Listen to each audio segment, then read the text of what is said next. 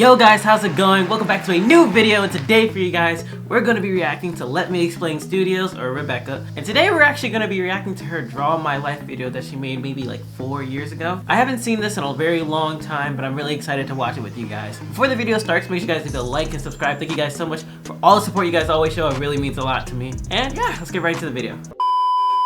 Hello, my geeks and peeps, my explainers and entertainers, my little oodle-lollies, Rebecca Parham here, and oh my gosh, I have to thank you all so much for 500,000 subscribers. You guys have helped make a dream I've had for the past 4 years a reality, and I really cannot show my gratitude enough. But I'm gonna try by making a video that has been requested a lot. This is my official Draw My Life. Alright, here we go. It's going to be a little bit of drawing and a little bit of animating, but we'll just call it a Draw My Life for simplicity. And just to clarify, this is going to be a broad look at my life without going into too much detail, because I got a lot of stories that I want to make into future videos, and I wouldn't want to ruin them for you. Anyways, let's just jump on into the complicated mess that is my life. Oh my goodness. The year was 1987 in the city of San Antonio, Texas. Two Army veterans, who already had a daughter, Rachel, were expecting another baby. My mom and dad had just started a business together as partners and even had 2 employees to think about. But as money is often tight in the first few years of any business, my dad stayed to run the new company, and my mom went out and got a real job to make ends meet. She worked with those big giant 80s computers that were the size of a room and had the mag tape drives and the big flashing buttons. Yeah, they were huge. My mom. Shoulder pads and all. Anyways, December 4th, 1987 at about 2:14 p.m. I made my grand entrance into this world. Very loudly. I didn't even need to be pinched or anything, I just came out screaming. So yeah, yelling at the world. I have always been this dramatic. I was taken home to our house in what was basically typical middle-class American suburbia.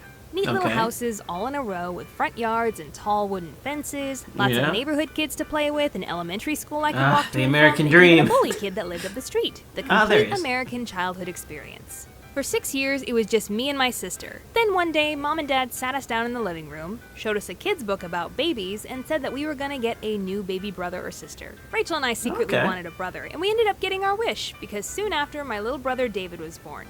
And he completed the Parham 5. All throughout my childhood, I showed an interest in the creative arts. I'd put on plays in our living room for my parents, and I would cast myself as the star, my sister as the support role, and our stuffed animals as all the other parts. I would use anything and everything I could get my hands on to build sets and props and costumes, and it was a really early lesson in resourcefulness and thinking outside the box. My family also loved music, and I took to singing very early on.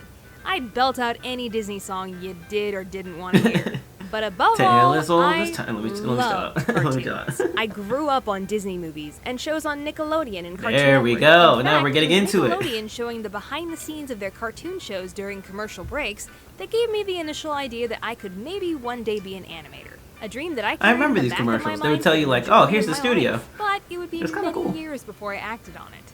Around the time I was about to go into the 4th grade, the family business was really kicking off, and my mom went back to work full-time as my dad's business partner. They were moving the family business closer to the countryside of town, which meant we had to move too. And on top of all of this, my parents enrolled me and my siblings into a new private preparatory school. Ooh. You know, the kind that offers better education, and you wear uniforms. And the school was small, and I mean small. They had grades pre-K to 12, and there were maybe 200 students in all. So that meant you stayed with the same general 15 people in your class every single year. The kids in my class, well, they didn't like me. I mean, I was this really weird, dramatic kid coming into a class that already knew each other, so I was destined to be the oddball. But with how small the school was, it pretty much meant I was alone, and my personality changed because of that. I went from a happy, spontaneous, shamelessly creative kid to a shy, socially awkward, overly emotional weirdo. And that's a recipe for disaster when you throw puberty into the mix. Middle school's a tough gig for anybody at that age, and like many, it's when I developed major self-esteem and anxiety problems. I was bullied a lot, and the adults who ran the school didn't really do much to stop it.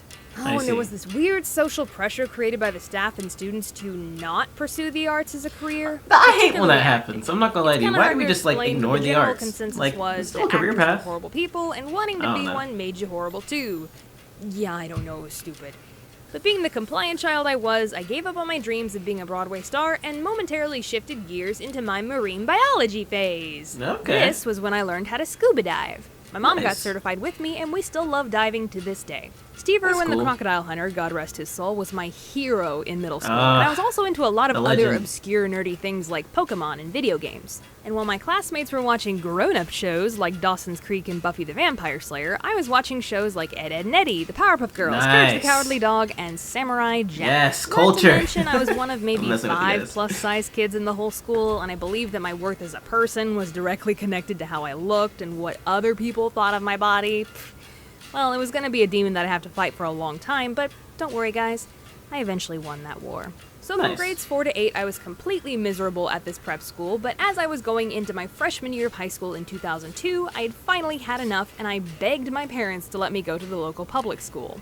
This was the first time I ever experienced culture shock. I went from a heavily sheltered school environment of 15 people per grade to a school of over 2,000 students where I was periodically offered drugs and kids got drunk at parties every other weekend. That's not a lot of people. Definitely not my thing. As hard as that first year was to adjust to, it was also the reawakening of my creativity. The school's curriculum required art credits, so I chose 2 old loves of mine. Theater and choir. And for the first time in forever... Here we go. I just realized that that's what I wrote into the script. Sorry. But like I said, for the first time in forever, I felt that joy, that passion, that spark for performing again. But as some of you may recall, my high school theater club was where I met my, my mentally unstable, vindictive theater teacher. There'll be more on her in a later video. The theater kids were kind of a rough group too, and though I was a contributing member of the club, I still didn't get along with most of them. So once again, I was the shy, socially awkward weirdo with no friends.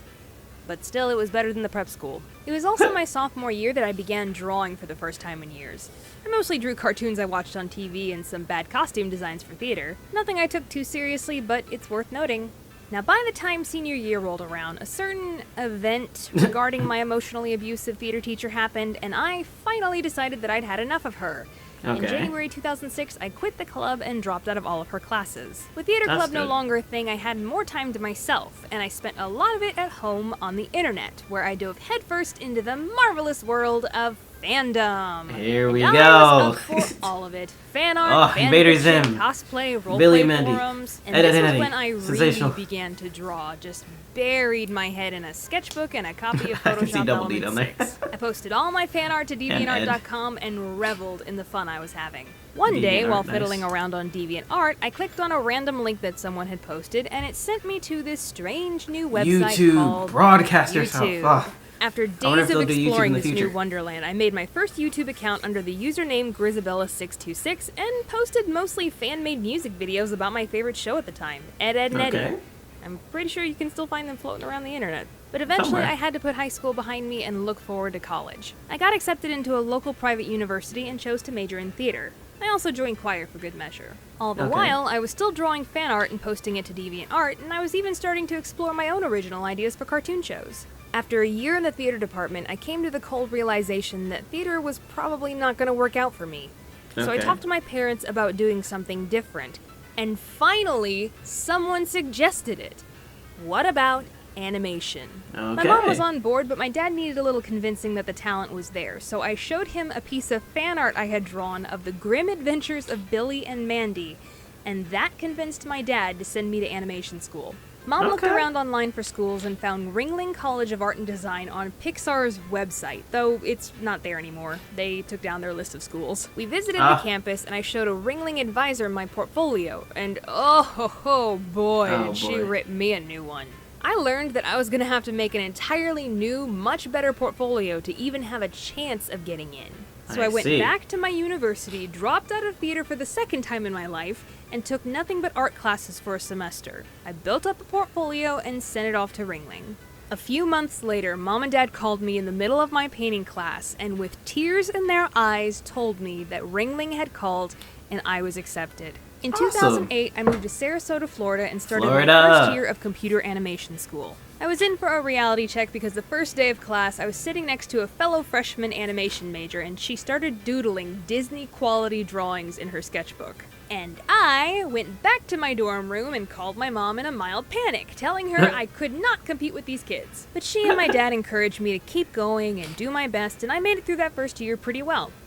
That's good. The summer before my sophomore year, my grandmother died. She was basically another parent to me, having lived with our family for 12 years. it was a really bad loss for us. So I went into my sophomore year already an emotional wreck. To make matters worse, it was the first time we were working with the 3D animation software Maya, and I struggled very badly to learn it. I passed the first semester of sophomore year by the skin of my teeth, but the second semester, I failed my computer animation class, despite having given it everything I had. And with the way Ringling's curriculum was set up, it meant I was kicked out of the computer animation major entirely, and I had to wait half a year for a chance to get back in. This was the biggest failure I had ever faced before, and I felt completely worthless. But my parents believed in me, and they said I could stay enrolled and try again in half a year. So while waiting to get back into the computer animation major, I took classes towards my business minor. The business students and faculty were incredibly uplifting and supportive. I felt so empowered, and by the time that I got back into the computer animation major that spring, I was confident and ready to excel, which I did. Now, for all this time in school, I wasn't really paying attention to YouTube and how it was changing. But the summer before my senior year of school, I rediscovered the YouTube scene and practically overnight became a fangirl for many creators. Around this time, I also got into Twitter, and I started relentlessly bugging the first YouTuber I ever subscribed to, Danebo. Funny enough, we would eventually become good friends, and his success on YouTube was a huge inspiration for me. So much that I began to dream of maybe becoming a YouTuber one day as well. Here we go. But no one at my school would think it was a good idea, so I kept it to myself. Not yet. After all, I was can't get supposed there to just be yet. applying to the big studios like Pixar and DreamWorks, making everybody proud. Anyways, senior year came and went, I finished my thesis film, and in 2013 I graduated from Ringling College of Art and Design with a BFA in Computer Animation and a minor in Business of Art and Design. At that point, my plan was to go back home to Texas, rework my portfolio and resume some, apply to major studios like Disney, Nickelodeon, Blue Sky, etc., and hopefully get a job and move to California or wherever the work took me. But things didn't really work out like that. My parents started encouraging me to go into business for myself. You know, exactly what they did. And don't get me wrong, I love the idea of that, but maybe later on down the line, not fresh out of animation school having never worked in a studio before. But before you can say Bob's your uncle, my sister and I had come up with the name LetMeExplainStudios, my dad helped me apply for the LLC, and I was suddenly a businesswoman. I had no idea what I was doing. So with the creation of my new company, I decided to make a new YouTube channel to coincide with it. And thus, on February 17th, 2014, this channel, LetMeExplainStudios, was born. However, I didn't upload my first video until June 21st, 2014, entitled Beef We, a Pokemon Parody. Now you would think I haven't reacted to that this would be an exciting time for me, but really, it was probably the most anxious and stressful time of my entire life. Because I wasn't out there getting big studio jobs like all my friends from school, I started to succumb to what I call the post-Ringling depression. It's a real thing that I've seen in some of my friends when they feel like they're not living up to the expectations that Ringling put upon them. It's kind of like graduating from Harvard and not being able to make it as a lawyer, and everyone knows it. I felt like I was being pulled in so many different directions, and no matter what I decided to do with my future, I would be disappointing someone. My anxiety was really getting the better of me, and I felt this darkness beginning to well up inside. Like at any moment, something would tip me over the edge, and I would just snap. I would lose my mind. Okay. And then, November 18th, 2014, at 9:30 a.m., Dad was just gone. He started having chest pains in the middle of his morning meeting with his employees, and when my sister took him to the hospital, he was just gone. Died of a massive, unsurvivable heart attack. I see. I suppose this should have been the thing to tip me over the edge and send me into a spiraling depression, but surprisingly, it wasn't. Strangely enough, I think it had the opposite effect. There were many factors at play, mostly to do with the strength and courage of my mom and sister and the kindness and love shown to me by everybody else, but what I had been given was the ultimate excuse to feel sad, and no one was going to judge me for bursting into tears and saying how devastated and heartbroken and scared I was because everybody else was feeling the exact same thing. And that pulling of the emotional pressure release valve in my head was what saved me. But the biggest thing that losing Dad taught me was that when you live through something that you previously thought you couldn't survive and you make it out okay, the world doesn't seem as scary anymore.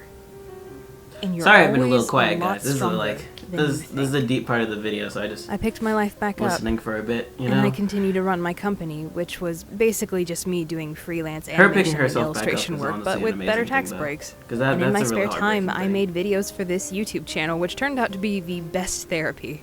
For 2.5 years, I freelanced and made YouTube videos. Freelance and YouTube, freelance and YouTube. I built up a small, very kind and loyal YouTube audience and made a fair nice. few YouTuber friends as Oh, well. look at Jaden. And one day in January of 2017, I got the idea of putting some of my YouTuber friends in a video. An old satirical video idea that I'd written maybe 2 years prior, and it was called How to Creep Out Your Favorite YouTubers at yes. Conventions. I asked Tomska, Danebo, and Jaden Animations to lend me their voices. They sent me the lines, I got to work, and I finished the video just in time for con season. On May 5th, 2017, I uploaded How to Creep Out Your Favorite YouTubers at Conventions to this channel, and something happened. I started getting subscribers. A lot of subscribers. In a very short amount of time. Here we go. Just shy of 2 months later, on the night before I was flying out to VidCon 2017, I hit 100,000. There it is. And that was only the beginning. The numbers kept climbing and climbing, and by July 19th of 2017, I emailed my last client for the final time and officially became a full-time YouTuber. Awesome. Since then, our She's at like community 4 of million right explainers now, and entertainers almost. has grown quite rapidly. I mean, as you can tell by the beginning, this video was supposed to be a milestone for 500,000 subscribers, but you guys haven't slowed down a bit. So you know what? This video is now just one big thank you to all of you. You are the reason I get to wake up and do what I love for a living, and you are That's the awesome. reason that all of the hard work and struggles were worth it. This has been a cool draw in my thank you. life. Thank you for changing my life. Thank you for helping make a crazy pipe dream come true. And thank you so much for tuning in. But now I gotta tune out. Bye! See ya.